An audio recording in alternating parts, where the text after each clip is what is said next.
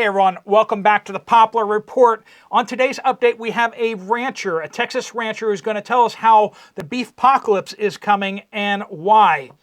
We're going to be covering the Mississippi River. We're watching the levels, and it's down again this year. Friends, it may cause some really big headaches for farmers across the Midwest trying to ship their grain out. We're going to talk about that. We're going to talk about Russia threatening a major escalation over in Europe. We got a German war factory spontaneously explodes, and it could get very cold in Europe, across Europe, as Ukraine has promised to cut natural gas pipelines going into this winter. And we got a great tip that may just change how you view your yard. All right, friends, that and more on today's Poplar Update. Welcome. I'm Steve Poplar. I'm an accountant by trade, and these are your updates that you guys are sending in, things that are happening out there around the world, as well as information that needs to be shared. Before we dive in, we do want to thank our sponsor, Genesis Gold Group. They help people with retirement accounts to get into something stable. You guys have probably heard this pitch a few times. If you want to just get some more information, it's always there at the end of the video. Just a link there. You just tap on it, fill out the form, and they will get in contact with you, answer your questions. No commitment whatsoever. All right, so let's start off here with the Mississippi River. It's already at negative levels. Now, of course, we still got a little bit more to go before it starts to hit its bottom. October is usually where it kind of bottoms out. October and November, and of course we need that river to be up right now so that as the harvest comes in, it can get on barges and get down the Mississippi River. It may not be as bad as last year, or it may be as bad as last year. We're waiting to see what rains come over the next several weeks. That's going to really determine where we land on this, but just be aware that that could be a big problem out there. We got grain problems around the world. Harvests inside the United States are looking good, which is great, but we have to pick up the slack for a lot of other places. It looks like Russia's crop is going to be down this year, and you never know with that whole thing going on over there with Ukraine, Russia, their harvests. They may have decent harvests, they may not. It may not be able to get out of the fields. All that could be going down. We got a bunch of other places around the world that are having problems with that. So the United States got to pick up the slack. That means we need to get the grain out. All right, another attack on a ship near Yemen. 2 missiles explode in close proximity to a cargo ship. Crew are safe and ship is still under power. They're hoping to make it to the next port of call. When they say it explodes near their ship, but of course, we also see that the Yemenis, the Houthis, when they attack a ship, they tend to follow through on it. If the missiles don't damage it enough, then they go after it with speedboats, and so we'll be watching that ship, and hopefully it makes it through safely. We got Russia. Russia's concerned that Ukraine is really pushing this narrative and really pushing the European allies as well as the United States to give them unrestricted use of the long-range weapons that they've already received. They want to use them to attack Moscow. And Russia's not really happy about that. And Russia said that they will respond strongly and asymmetrically to the removal of restrictions on European weapon strikes. And, quote, they will feel it immediately.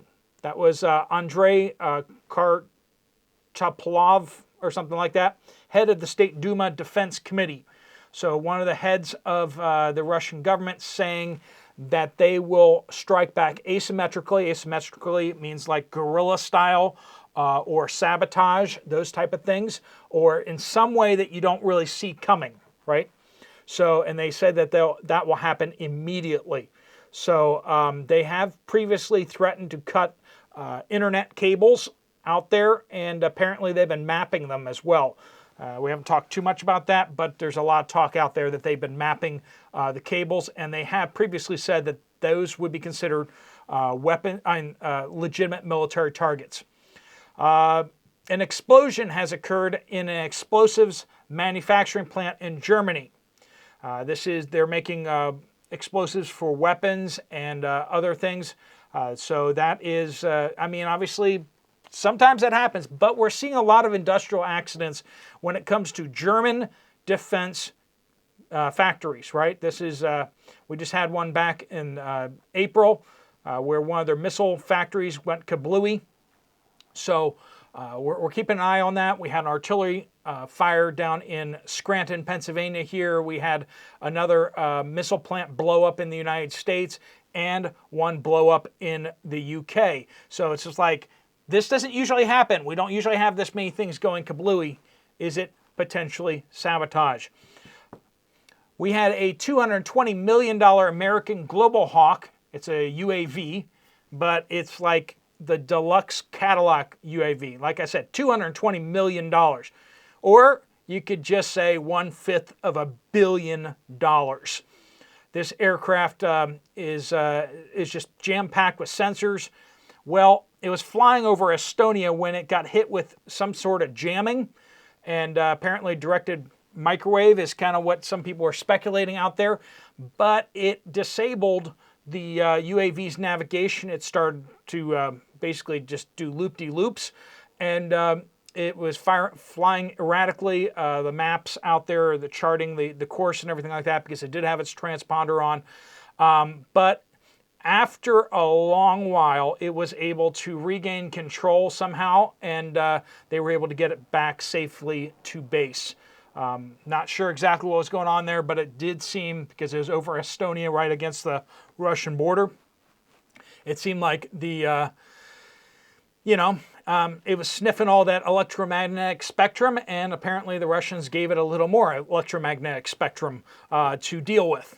But we will see. Apparently it got away unscathed, so I assume that they failed. Or maybe they're testing stuff out. I don't know. As of January 1st, 2025, Russia's Druzhba pipeline through the territory of Ukraine will close its operations. Slovakia, the Czech Republic, Hungary will run out of oil. This is from Podolyak, advisor to President Zelensky of Ukraine. So basically, that's one of the interesting things that's been going on with this war, is that Russian pipelines for natural gas and oil cross over the Ukraine. So basically, Russian oil and Russian gas is flowing through these pipelines. They have to pay Ukraine for this, and they both kind of decided, this is kind of in our favor. Ukraine's getting money for just letting it flow through their country, and Russia is like, well, we still need to get our stuff to market, and the Europeans are still on board because they need that gas and oil.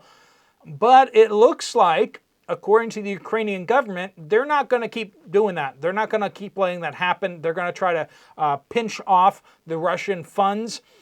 So from January, we will also interrupt the transit of Russian gas. The southern branch of the Druzhba pipeline, which was a major route for Russian oil pre-2022, still accounts for about 5% of Russia's total exports. So Ukraine's going to try to pinch that off, but it's going to, this is still a significant share that can't be easily replaced or redirected to other markets due to logistical constraints. But also, we're talking about a bunch of European countries that really rely on this gas and oil coming through for heating. So this is going to make things interesting. I'm sure Ukraine has considered what's going to happen out there, but they don't really like, Hungary very much. So they may not be concerned about Hungary. But some of these other countries, Slovakia is more in line with European support for Ukraine. So I don't know what's going to happen with that, but it could become a very interesting winter over there in a bad sense. This is from Helen's. As of 27th August, in Indonesia, every foreign traveler, including flight staff, are required to fill out an electronic self-declaration form called, SAT Use Hat. That's at least all caps. As a guide for airport operators to prevent and handle Mpox transmission at airports. Have confirmed here in Australia, travelers to Bali, which is in Indonesia, have been required to do this on arrival at airports. So we're starting to see some logistical paperwork, bureaucratic paperwork coming up to fight Mpox, and we may see a lot more of that in the coming days. Rod says a friend working at BP Whiting in Indiana says a crane collapsed today. Crane was part of repair work being done on one section. We'll update further when I get info. I did look into this a little bit. It looks like the refinery is still fully operational, according to lack of any news reports or anything like that. So the crane apparently did not knock the or slow down any of the actual production out there. They may have had like one of the units offline while it was being repaired or something like that, but hopefully no one was injured in that. Sweetly says from Texas near Austin, and it's concerning my husband, and I have seen a lot more empty, thinner shelves than usual here lately. As well as mentioned from one of your viewers from Texas, stock up while you still can. I have a feeling things are about to get rough. God bless. And just to kind of give you an idea how hard this is out there, perhaps you're not struggling. Perhaps things are still okay for you, or it's not too bad. I want to give you a picture of how this is impacting people kind of down towards the bottom of things, okay? People who are on disability and people on Social Security and stuff like that. Indie Girl says, Mishawaka, Indiana. I take public transportation and I met a guy. The man turned 65 and they took him off the worker disability and put him on basically Social Security. That came with a cut in half of his monthly payment. And he had to cut his part-time job to one day to keep his check and his health care. Had to take something back to an Amazon drop-off. The others are living very well in this area, speaking of just other people, where that guy gets his monthly check cut in half. Others dressed well, driving new cars. One more thing. One of the customer service representatives said, "Sir, we have to treat everyone equally. I'm sad I had to put food back today before I need money to pay everything. But I seen others with carts full of clothes. I went to Kohl's to drop Amazon purchase. Went to a grocery store where I put things back because I need money for everything. Was at Kohl's when I seen others with carts full of clothes and driving new cars." But just some people having to put groceries back, just stuff that they normally would get. It's biting, and people are feeling that. And there are people in need around you. There are some people freeloading off the system. Okay, there's scammers out there, but there's a lot of people legitimately struggling who are trying, who are working part-time jobs, maybe 2 or 3 part-time jobs, trying to make ends meet because they're just trying to work and they're trying to do it right. Other people have been disabled because of legitimate work that they did. There are people all around you hurting, and if you have the opportunity to help them or to be supporting organizations in your community that are helping people, whether it's food banks or whether it's, I know most of you are already doing that. I just want to remind you that there are great needs everywhere. Ken says, Northeast Tennessee, half and half is still hard to get. Store brand cheese, totally gone. Keystone meat, a little better, but ground beef, still hard to find. We're going to have a rancher from Texas, like I said, that's going to let us know kind of what's going on with the beef industry because it's about to get really bad, friends. So keep grabbing that ground beef whenever you get a chance. It may be hard to find. Can it. Buy cans of it. Get it in stock. Get freeze-dried, like the Prepper beef is great freeze-dried stuff. Get it put away because beef is going to get really, really tight. The store manager says he can no longer get the full amount of ground beef that he ordered on that product. Corned beef, he can't get the full amount of the corned beef in a can. Big Bazooka says Mid-Missouri having a hard time with horse feed shortages. So anyone else seeing horse feed shortages out there? Elaine said yesterday in Jackson, Tennessee, Walmart, there were only about 10 boxes of thin spaghetti noodles and only 16 ounces. I really wanted the 32 ouncer. I took 4 boxes. I also wanted to pick up some of the cheaper canned spaghetti sauce, and they had none of them. I asked a nearby clerk, and she looked on her computer phone, and none in stock. How can that be? It is ridiculous. Short person in southeast Arizona, that doesn't narrow it down too much, does it? So we're still anonymous. That's good. Went to the local grocery store 2 days ago. Lots of empty spaces in the frozen vegetable section. Looking for graham crackers, found 4 boxes after searching the whole cookie and cracker section, but the whole aisle with cookies all the way to the end packed. Pizzas were scarce too. No red or yellow potatoes. Only russet and tiny potatoes available. Can't grow anything as the javelina, is that an animal? Come into my yard and eat it. I'm not familiar with that animal. Someone in the comments can let me know. Also, the Hartford, the insurance company, made me tear down my rock wall. Then, after I did that, they dropped our house insurance. Grr. I can understand that. That's awful. Texas Steader, East Texas. I've been giving updates on the beef industry for a while, but this might be the biggest.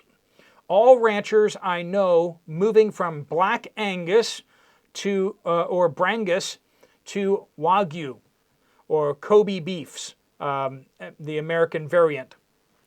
Why, you might ask? Because the new costs of the RFID, the shots, the feed, make the cost per head go up. So everyone is moving to quality over quantity.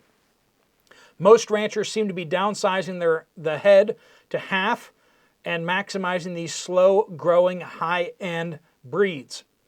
Expect low-end beef to go away with almost exclusively steaks in the $50 to $70 a pound range for basic quality steaks to become norm. So basically, so if you understand that, they are phasing out their cheap herds and they're getting specialty breeds so that they can then sell for much higher rates. So we may have a hard time getting budget options out there of steaks and ground beef and all that.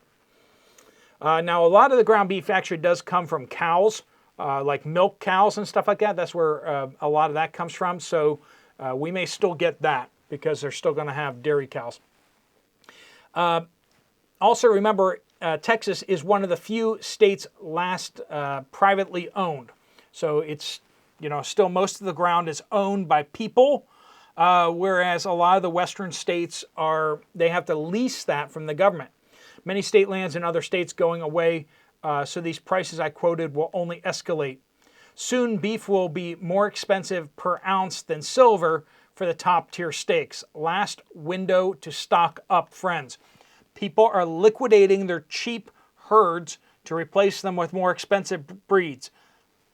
If that's bearing out across the United States, or if it's even a direction that a lot of farmers are moving, expect beef prices to go through the roof, even without a shortage. Mary says, well, more of a tip really. Look into edible landscaping. There are some, this is especially for you guys if you're in suburbia, if you're kind of surrounded by people and you want to have like a garden, but you want to have it like low key so people don't know that it's food. Think about the plants that you can plant that look like flowers, they look like ornamental. There are some food producing plants that will look like they belong in your flower ornamental gardens. Great way to fool your neighbors, HOA or nosy government officials. Rainbow Swiss chard can easily be mistaken for an ornamental plant. Scarlet runner bean produce beautiful red blossoms and edible beans inside the pods that come after. Okra is in the hibiscus family and produces similar looking flowers. And if you're into medicinal herbs, there are perennials that get planted in native pollinator gardens in a regular basis. Think like yarrow and hyssop. There are many more examples. We might need to get a bit creative, but we can still do what we need to take care of our families. So that's a good thought out there. Everything I've planted on this property since I moved in 3.5 years ago has been something that I can actually eat from, right? I look at a plant, and if I can't eat it, it's like, why is that there? It's taking up space. It's in the way. I don't know. That's why I think we probably need to be thinking more about our yards is what can you eat from your yard? Because that's the stuff that's worth it. And if you can't eat it, if it's no use to you, then can you replace it with something that you can eat? And that's a good thought. All right, friends, let me know what you guys think out there. Make sure you are sending in your updates. Use the word update, of course, on this video or on any video on this channel. Thanks so much for watching. Steve Poplar of the Poplar Report, out.